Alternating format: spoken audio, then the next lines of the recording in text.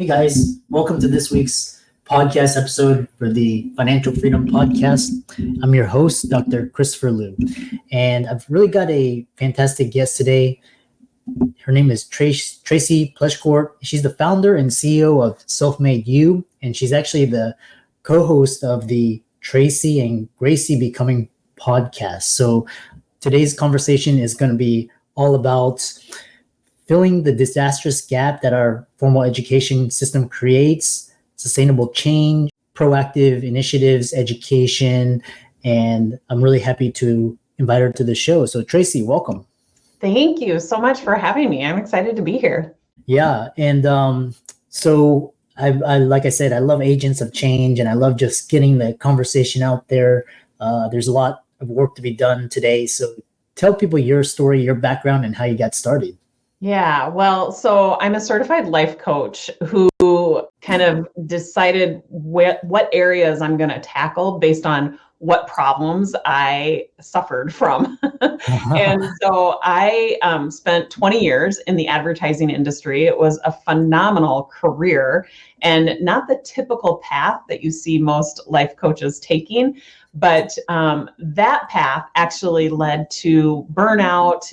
I found myself overeating. I found myself over drinking because I didn't know how to handle stress. I didn't know how to handle overwhelm. What that path also led to was a strong interest in mentoring other people. I found my love for mentoring people in that role. So when I kind of surveyed all of the problems that I had going, I concluded that I was the common denominator. And what is it that I need to do that's more What that led me to was not looking for answers outside of myself, actually going within and utilizing myself as the solution to my problems, not thinking any longer that I was the common denominator to all my problems, that I was actually going to become the solution. And so I was using a life coach at the time who was helping me really understand my kind of thought patterns, that really helping me understand that my thought patterns were leading to the way I was feeling, and my feelings were leading to the way I was behaving. So the overeating and the over drinking and the overspending and the procrastination was all being fueled by the way I was thinking. And all of a sudden it hit me. I'm like, how come I'm just learning about this now? That my thoughts are ultimately responsible for my results. And I quickly realized, I thought I was the common denominator to all my problems. And actually, it's only because I was never taught how to think in a way that created results that I actually wanted. I was taught in my formal educational system, I was taught what to think. I was then tested on my ability to remember what to think. I was never taught how to think so that I could solve my own problems, so that I could achieve the goals and some of these impossible dreams that I had created. Nobody ever taught me how to think to get those kind of results. And so it became clear the gap that I was meant to fill, which was to create a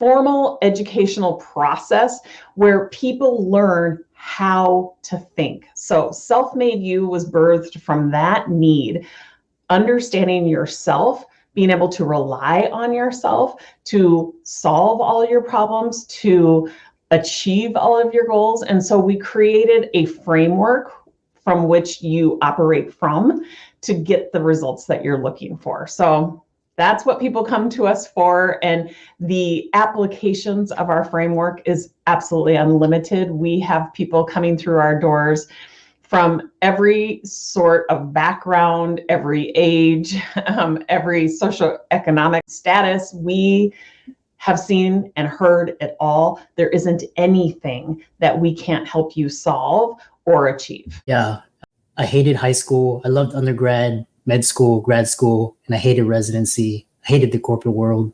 And it's exactly your reason why. It's because It's just, I think school, I think I think you can learn more on YouTube and podcasts, but school actually kind of provides an environment for socialization. That's kind of Yeah. the value of school. And, if they could improve the curriculum, upgrade it to the modern day, our kids would be that much better. And so I love the work that you're doing. Yeah. So kind of talk about sustainable change, and you talk about two critical components. What do you mean by that? Yeah. Well, so first off, you have to understand what it is that you want. So, in order to create lasting change, you have to first make a decision about what it is that you want and why. So, I think that those are questions that we often forget to ask ourselves. Like every single day, we wake up and we might recognize that feeling of anxiety that we wake up with, but it could actually be tempered if you asked yourself, what is it that I want and why do I want it? And then secondly, asking yourself, like, where am I in relationship to where it is that I want to be? So learning how to ask yourself those kind of questions, learning how to make those kind of decisions is critically important. It's not complex, but it's critically important to creating sustainable change. So if you're somebody who you find yourself overeating every single day, and then on top of that, beating yourself up for that kind of behavior, you need to slow down and ask yourself, like, what is it that I want? I maybe only want to, eat cookies only after dinner once or twice a week. That's a great decision. And you're going to feel a sense of self-confidence, sense of self-control when you actually make a decision. No matter, how monumental or how small that decision is, it creates a sense of self-control. And then the next step is asking yourself, like, what's going to stand in my way? What kind of obstacles am I going to come up against? Like, I might come up against the obstacle where, my children love to make cookies every single day when they come home from school. So I've just made a decision to only have them a couple days a week after dinner. And yet they're sitting there on the counter, like screaming my name every single day. That might be an obstacle, right? And now you know what that obstacle is. And if you were to react to that obstacle, and often the obstacle is literally in your mind because it's a thought that creates an urge. When you have a realization, when you can recognize those thoughts and those urges, now you can avoid the self-sabotage that tends to happen. But if you don't slow down enough and recognize that process that's unfolding, you will just react. So we teach people to operate from one part of their brain that has you responding versus reacting. So you'll love this, being a doctor.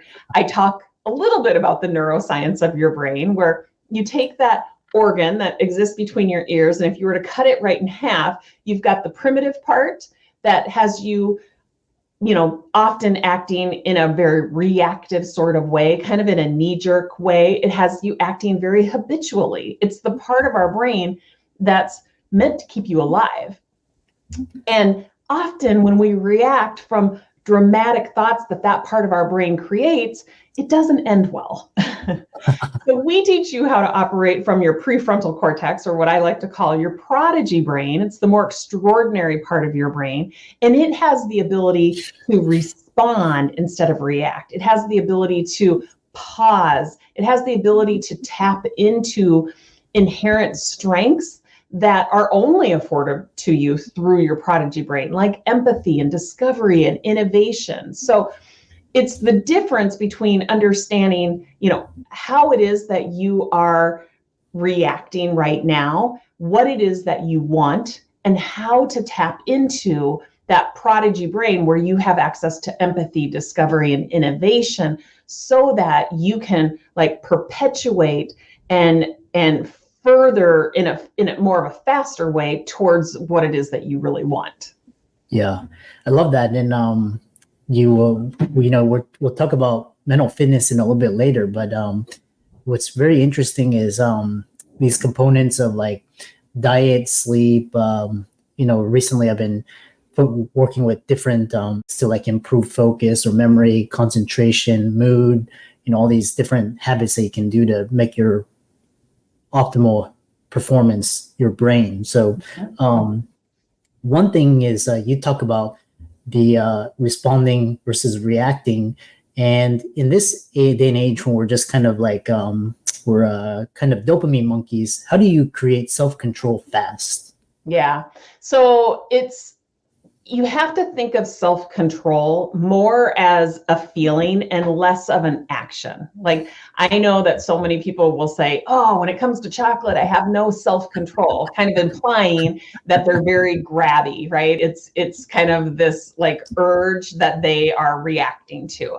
And I want you to think of self-control more as a feeling, like a feeling of almost self-reliance. And so you now know that you always have a choice. When you rely on yourself, you always have a choice. It's the difference between thinking life is happening to you versus life is happening for you, right? You always have a choice.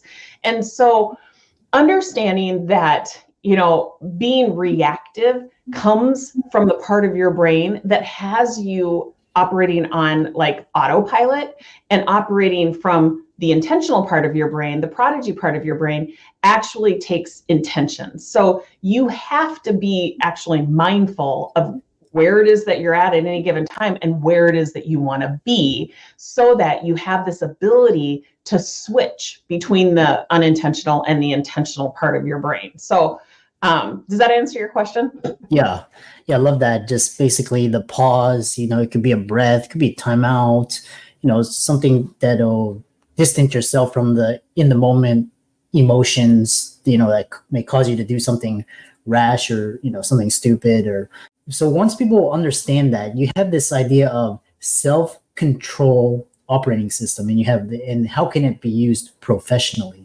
Yeah. So this is our framework that I mentioned earlier that has unlimited applications. So you can, of course, apply it to your professional life, big picture, but you could also laser focus into some of the smaller nuances of your professional life. So the framework is SELF. It's always relying on yourself, better understanding yourself, thinking of yourself as the solution. And these are ways that you tap into those inherent strengths. So the S is start with a decision. Where is it right now that you are at, and where is it that you want to be? So from a professional standpoint, maybe you're looking to kind of, land that next promotion. So you know very clearly where you want to be and where you're at right now. And you can also ask yourself, like, how do I feel about that? Am I feeling defeated? Am I feeling like this is an uphill battle? Do I feel like this is going to be easy? Like understanding how you're feeling about that. So you start with a decision. Then you go to eliminating the self-sabotage. Now, there are 10 very primary saboteur narratives that most of us listen to. The most universal is the judge, where we're judging ourselves very harshly. Like, you've never been able to climb the corporate ladder before, you're not going to be able to do it this time. Or maybe you're judging other people. Like, my boss gives all of the promotions to Joe and I never get a chance at him. Or maybe you're judging circumstances, like, I've never been afforded the skills to have this kind of, level at work. So the judge is very front and center of most of our lives. And knowing what that narrative sounds like gives you the upper hand. You can be on the lookout for it. You can understand how things unfold when you're listening and you're reacting to it. That's how you start to eliminate the self-sabotage that happens. Because when you listen to that narrative that says, I'm not qualified, and so I might as well not even try, guess what you do? You feel defeated and you quit. It's obvious that that was a self-sabotaging pattern. But if you're recognizing it, if you're looking out for it, you can start to question it. So the S is starting with a decision. The E is eliminating that self-sabotaging pattern. The L is leveraging those prodigy brain strengths like empathy and discovery. You can actually question those saboteur narratives, like you're not good enough, or you've never been able to achieve, the next level in the past. Like, question it. Is that even true? What about that is true? What about that isn't true? Questioning it usually reveals how dramatic those statements are, how quickly we believe them as the truth, and how easily we self-sabotage ourselves. You look for the facts, you separate the facts from the story. You can only do that when you're leveraging your prodigy brain strengths. So there's 5 strengths that we teach you how to tap into. And then the 4th and final step is finish with a decision. So you finish with a decision of what is the next concrete step I can take, not what's the whole path. It's just what's the next step, so that you start to play in the sandbox of incremental pounded progress, which never sabotages us. So this SELF, maybe that final decision is just to go talk to our boss and clarify what are the expectations, instead of, sitting back, listening to those saboteur narratives that say, he doesn't like me, he doesn't want to give it to me in the first place, and you go and throw in the towel. What's just the next concrete laser focused step that you can take with confidence? I like to say, what's the next step that you can take that's actually hard not to do? Make it so simple that it's hard not to do, because those are the compounded incremental steps that are going to get you to where it is that you want to be way faster. So SELF, start with a decision, eliminate the self-sabotage, leverage the strengths, finish with a decision. Applicable to your personal life, to your professional life, and absolutely anything in between. We like to apply it to relationships, healing relationships. We apply it to health and wellness. You name it, and it can be applied. It's very cyclical. Every step you take, you rely on yourself. It produces, it yields a better understanding of yourself. Yeah. I really love that. And, one thing that stood out to me was this insight where it's like, if once you're in this position where you're ready to throw in the towel, you use this self method, and you kind of, what is that next decision that you can take action, get leverage, and gain momentum, which is really interesting. So which actually brings us to the next question is, and I love this idea that you're describing Byron Katie as kind of question all of your beliefs. Like, is this true? Why is this true? Where's the facts? Is this kind of a story? Really question that. And then, so, once they use this self-control operating system, and now they can create a roadmap. So how can people create a roadmap to monetize their purpose? Yeah. Well, so first off, it's decide what your purpose is. Like, what is it that really fills you up? Like, what is it that gets you up in the morning? Like, you have to make that decision. And it's so interesting how many people we have coming into the program who tell me, I don't know what my purpose is, or I don't know what I want. And I help them navigate that by looking at, what is it that you don't want? We can quickly conclude what is it that we want if we look at kind of all of our experiences that we've been sorting and sifting through and identifying what it is that we don't want. That makes it very easy to start that roadmap. And then again, the roadmap is always incremental steps. Like, we want to keep assessing, how far we've come, what worked, what didn't work, and what can I do different to be able to take the next step. The what can I do different informs that next step.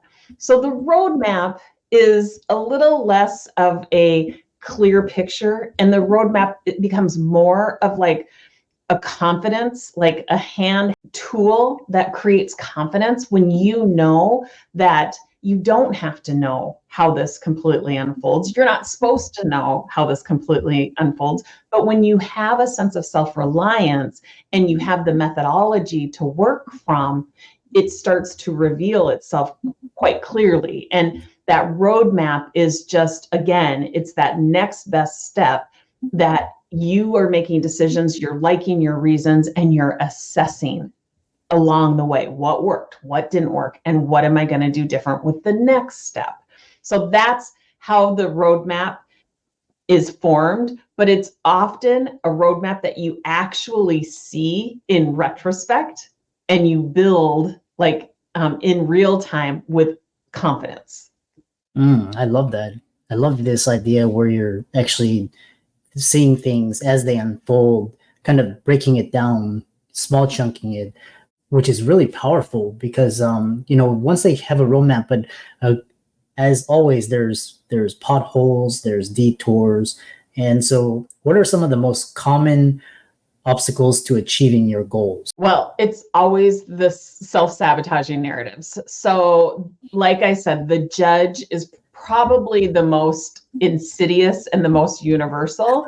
But I would say second to that is the hyperachiever narrative that really says, like, if you can't do it perfect, it's probably not worth doing. It's that narrative has you dependent on constant performance and achievement for self-respect and self-validation.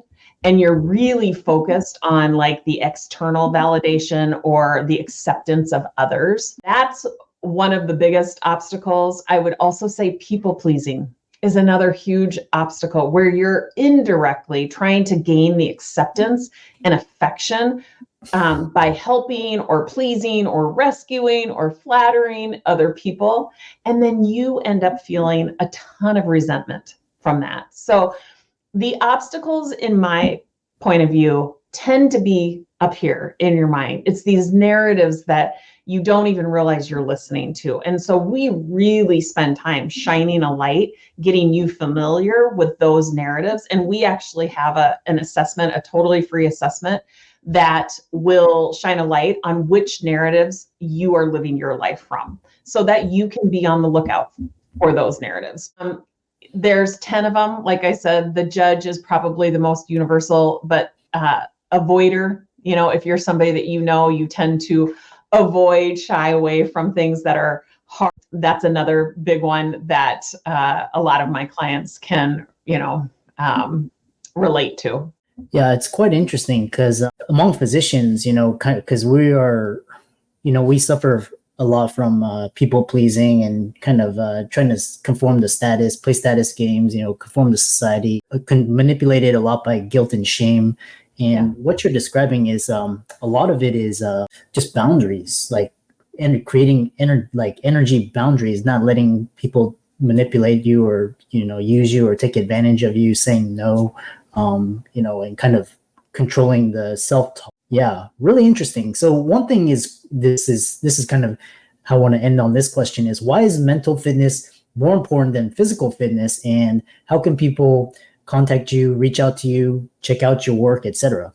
Yeah, I think mental fitness or mental health should be front and center, should be the objective of our life because it leads to a much more abundant life. It has you more in the state of loving unconditionally, and that starts with yourself versus, fear and all of the unwanted feelings that, stem from fear. So mental fitness has you practicing. It's almost like lifting a weight in a gym, not unlike physical fitness. It takes reps. And so staying aware of how it is that you're feeling at any given moment. We work off of a daily planner where we make decisions ahead of time about how we want to feel and therefore what we would have to be believing to feel that way at any given hour of the day. But you can also look at it retrospectively, or you can go right into the now. How am I feeling right now? And really connect to that. That is a form of lifting a weight in the gym. That is strengthening your mental fitness because you're staying intentional. You're staying aware. You're not just living in autopilot, right? So mental fitness then, of course, results in everything that you want and keeps you living in a place of, taking responsibility for all of your results. So it's critically important in every aspect of your life. And we teach people how to stay intentional, and we start with the application of their day.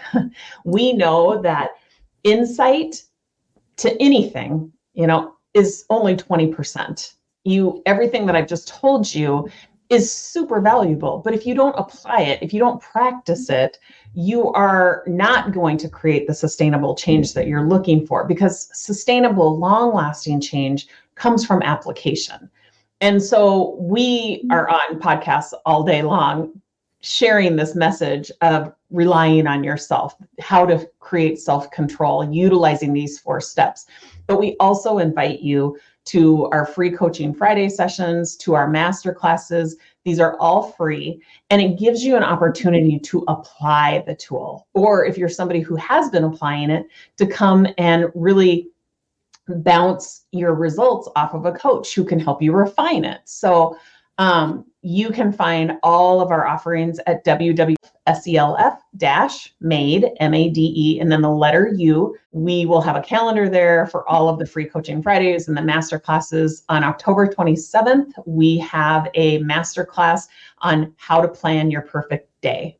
And it keeps you in the driver's seat, being intentional about what it is that you want to create for yourself hour by hour, so that you create a day that is more than satisfying, that is enjoyable. And then that compounds into weeks, into years, into a lifetime of, decisions about how you want to live.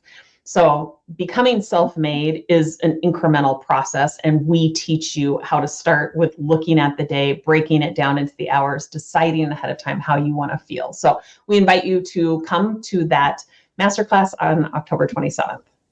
Yeah, and I love this. What you're describing is, the process, especially all these mental techniques, the Olympic athletes, the professional athletes, all the top CEOs, executives, they use what you're describing.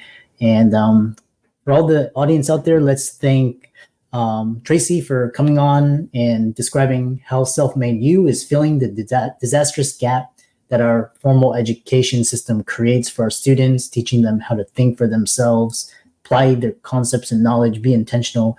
And be sure to check out your masterclass as well. Those links will be in the show notes. And she's on Facebook, Instagram, LinkedIn, TikTok, YouTube, as well as her website. These will all be in the links in the show notes. And thanks so much for coming on. Thanks for having me.